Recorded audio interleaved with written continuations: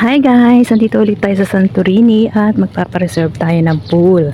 Pupunta tayo sa clubhouse ngayon at update ko kayo sa itsura na ng Santorini. So ayan, kakaulan lang at nandito tayo sa lake.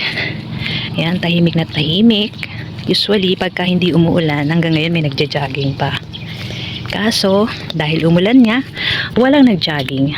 So ayan, ang ganda-ganda oh. Medyo natuyo na yung mga halaman dito, yung mga damo-damo kasi nga sa sobrang init.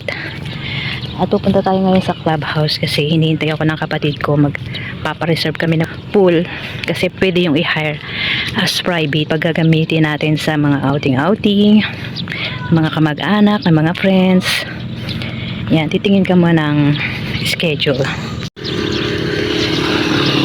So ayan, malapit na tayo.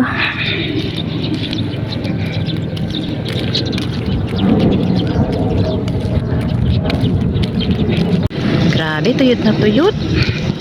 Yan o. Pero tinabasan na nila guys, kaya gumanda na rin yung itsura.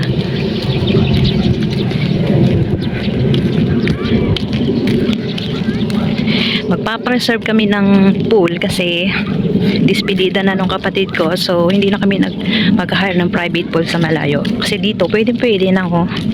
Maganda na rin naman, tsaka makakamura kami. Yan.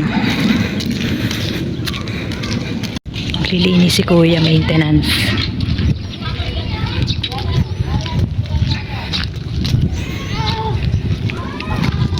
Kuya, everyday ba nililinisan yung pool? What? Everyday? Papareserve kasi kami.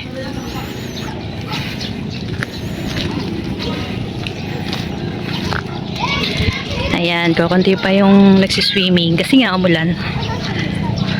Ayan o, everyday siya umulan. Diyan na kaya yung kapatid ko. May mga ilang-ilang nagsiswimming. So, pupunta tayo sa office. Habang naglalakad tayo papuntang office, ayan, pakita ko sa inyo yung view. Ayan, ang ganda-ganda. Oh, malinis na. May doggy rito na friendly naman. Chuchuk!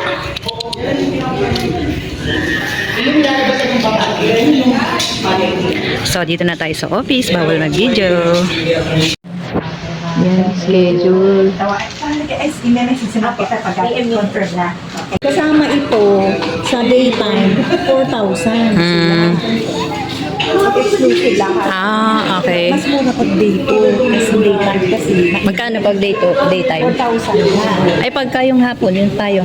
3,500 plus 500 kasama yung ano. Di 4. Pero ito hindi kasama. Kasi sa kanilang liligpitin ito, wala Oo nga. Hindi ka na. Kaya gumagawa ko yan. Opo. May gamit pa ko. May ihawan pa, oh.